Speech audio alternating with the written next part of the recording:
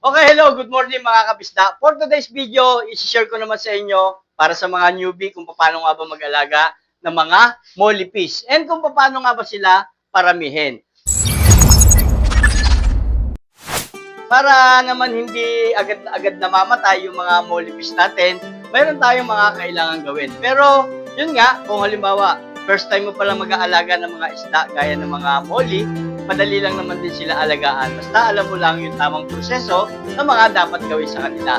And guys, dito kasi meron din tayo mga ibang mga isda pa dito. May mga flappy, then may mga swordtail dyan. Tapos ito, may mga danyos naman. Then ito guys, yung mga balloon molly. So yan, talahi rin sila ng mga molly, pero balloon molly yung tawag sa kanila kasi medyo matataba sila. Then guys, dito naman, meron naman tayo mga molly din. Ito yung mga common na molly.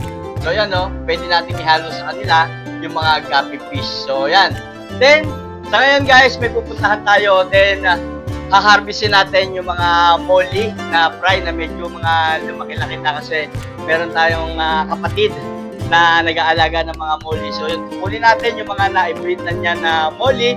Then, ilalagay natin dito sa shop. Kaya samahan nyo ko para kunin yung mga molly fish na nandun lang sa kabilang bahay. Okay? Tara!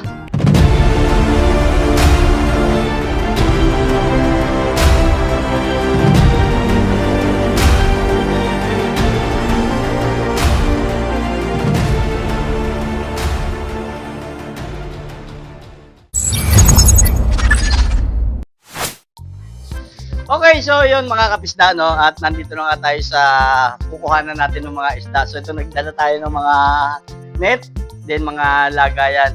So ito, dito kasi kay kuyang pwesto to. So ito, dito nga, merong mga molly dyan. Nakita nyo, di ba? Medyo madumi na, palitin na ng tubig. Pero guys, nakita nyo, kapag malaki kasi yung lagayan natin, makikita nyo yung mga isda natin talagang mas lumalaki. Then dito, ito, nakita nyo, di ba? Napakalaki nung lagayan dito. Medyo malabo na yung tubig, then kukunin natin yung mga isda dyan. Then, nga pala, may mga crayfish din dito, kaya okay naman sa kanila yung ganitong nag-stream water. Then guys, ito naman yung mga kukunin natin na isda. So, ayan nakita nyo, napakadami niya. Then, nakita nyo, lumaki na yung mga molly ng ganyan. Halos nasa 3 to 4 inches na siya, kaya napakalaki kasi nga medyo maluwag yung lagayan, kaya okay na okay. Then ito guys, nakita nyo, diba yung mga isda na yan, mga molly. So yan yung mga kukunin natin, then yung ilalagay natin sa shop. So yan tol, Sige, kunin na natin yan. Para lumuwag uli. Skip na sila dyan eh. Ito nga, iwan na lang din natin ulit yung mga malalaki. Para mabibreed sila. So ito, tara guys, at kukunin na natin to, yung mga molly. So ito kasi kaya may karton, inaano niya, para hindi masyadong mainit lumutin. So yan, nilulumot kasi kapag yung So paano gagawin natin pagkuha? Sasalukin na lang natin. So yun, lalagyan na lang muna natin dito. Then saka natin pipilian yung mga malalaki, then yung mga maliliit. So yan. So yan guys, sa mga gustong mag-alaga ng mga molly, madali lang naman silang alagaan. Basta kailangan lang yung unang tubig na gagamitin natin, wag recta gripo. Kailangan stock muna natin.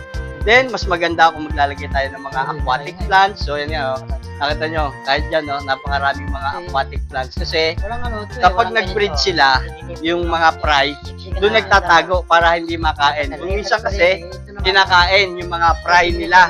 Akala nila pagkain, so yun, kaya nakakain nila. Kaya ito, pulihin na natin to, then sabay na rin malinis yung aquarium na to. Medyo matagal na din kasi hindi nalilinis kasi medyo naging busy yung may-ari nito. So yun, pag kukuha naman tayong isda, gagamitin lang natin na tubig. Yung tubig din na galing dun sa kanila. So, ayan nakita nyo guys, diba? Napakarami yan. Then, saka na lang natin pipilian yung mga malalaki, then yung mga maliliit. So yun guys, nakita nyo naman, napakadami. Ito kasi talagang hindi naman niya totally talagang i-breed. Kumbaga, dumami na lang dito kasi nga yung mga molly, alam nyo ba, talagang pusa na lang silang dumadami. Basta nagsama ka ng mga, halimbawa kung gusto nyo talaga magparami, yung mga 3 piraso ng female, then 2 male. Nakita nyo, bigla na lang silang dadami. Kaya, madali talagang alagaan yung mga molly. And madali lang din silang paramihin. Kaya ito guys, uhulihin muna natin to. Then, papakita ko sa inyo kung gaano karami yung mga nahuli natin. And, so yun nga guys. Nakita nyo, napakaraming mga aquatic plants. Then, dito naman tol, ano naman mga nakalagay dyan? Mga molly at gapi rin yan. May mga molly at gapi rin dyan. Ayun, may mga maliliit na rin pala. Ayan, nakita nyo. Mga maliliit din. So, napansin ko nga dito, yung molly dito, nakita nyo guys. Ang hirap ulihin pero napakalaki niya. Guys, tingnan nyo. Ayan guys, molly yan, pero napakalaki niya. Then, may mga kahalo din ng mga crayfish yan. Kaya, ito, lilinisin na to para makondisyon na uli yung isda. Dahil nga medyo madumi na, pwedeng tumaas yung mga ammonia. Kaya, delikado sa mga isda natin. Okay, so yun guys, hulihin muna natin. Then, balikan natin kapag mga nahuli na natin. Okay, so yun guys, ito na yung mga, naku, tumalon pa.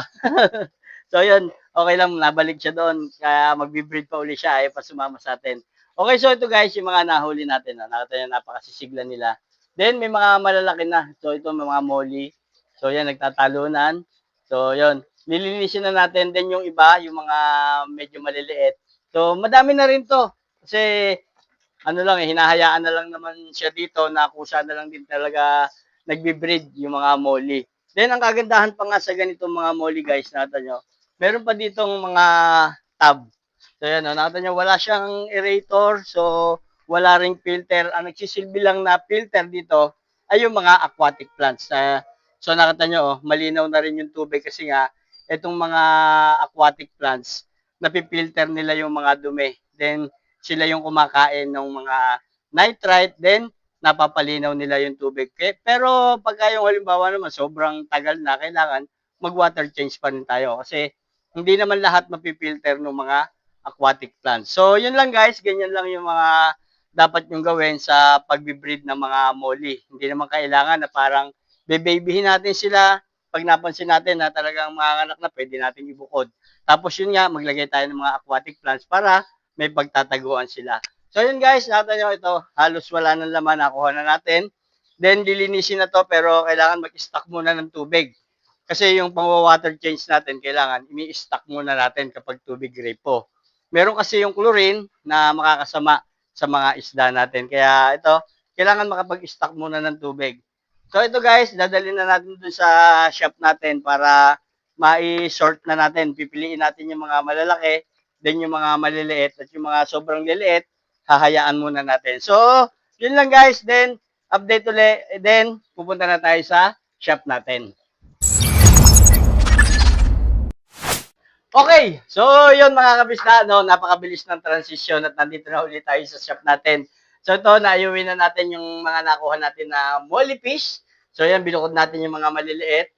Then ito yung mga malalaki. Then lilinisin pa natin. Then ito yung mga maliliit, lalagay naman natin dito. Guys, samahan nyo ko. Kasi meron din ako mga tab dito na merong mga nakalagay na gapi. Then may mga molly din, halo-halo na. So, yun guys, so nakita nyo dito, may mga gapi yan. So, wala rin silang mga aerator, basta meron lang mga aquatic plants na nagsusupply sa kanila ng dissolved oxygen.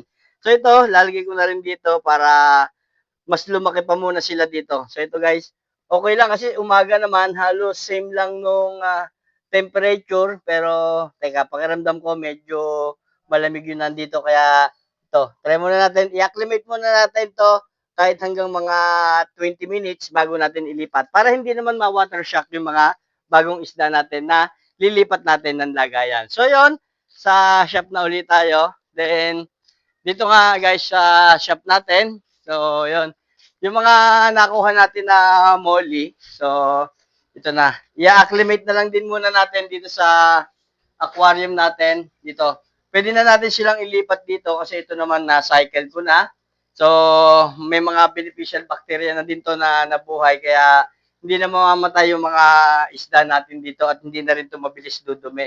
So, yun guys, i-acclimate lang din muna natin kahit mga 20 minutes, then balikan natin after 20 minutes para mailipat na natin dito sa aquarium natin. Okay, so ito na mga kabisda at na-acclimate na nga natin. Then nailigay ko na dito sa aquarium natin na 15 gallon itong mga molly natin. So nakikita nyo, malalaki siya. Kasi mga breeder size na siya. Pinag-iwahiwalay ko, pinili ko yung mga malalaki. So yan, halo-halo na yan. May male tsaka female dyan. Then dito maglalagay pa tayo ng mga aquatic plants dyan para if ever may mga anak pa dyan, hindi nila makain para makatago doon sa mga aquatic plants. Then guys, yung iba naman na maliliit pa. So, yan. Niligay ko muna siya dito sa 10 gallon. So, ito, nakita nyo, di ba? Marami na rin siya. Then, ito, yung water change ko na to siguro kahit mga bukas para luminaw yung tubig. So, yan, pinagsama-sama ko na sila dyan para dito na sila lumaki. Then, yun nga, sabi ko nga, para sa mga gusto mag-alaga ng molly. So, yan din, sa mga gusto mag-breed, napakasimple lang naman. Kumbaga nga, yun dapat yung mga ginagawa nga natin, lalo na kapag newbie. So yan, yung molly, mga guppy, swordtail platy, yung mga life bearer, yan yung mga isda na pwede nating alagaan ng, halimbawa, kung mga newbie pa lang yung mga mag-aalaga ng mga isda. Okay, so yun lang naman mga kabisda, no? Sana may natutunan kayo. Then kung may mga hindi pa kayo naintindihan at may mga tanong pa kayo about dito sa pag-aalaga ng mga molly, na mga malalaki na, breeder size, then yung iba mga maliliit pa. And kung may mga ibang tanong pa kayo about sa pag-aalaga nga ng isda, pwedeng mag-comment na lang kayo dyan. And try ko din sagutin kapag nabasa ko yung mga comment nyo. Okay, so yun lang mga kabisda. Hanggang dito na lang muna. And lagi nyo lang guys, tatandaan nga pala, kapag nag-alaga kayo ng isda sa aquarium, lagi lang natin panatilihin na malinis ang tubig natin sa aquarium. Para yung tubig na ang mag-aalaga sa mga isda natin. Okay mga kabisda, hanggang dito na lang muna and happy fish keeping!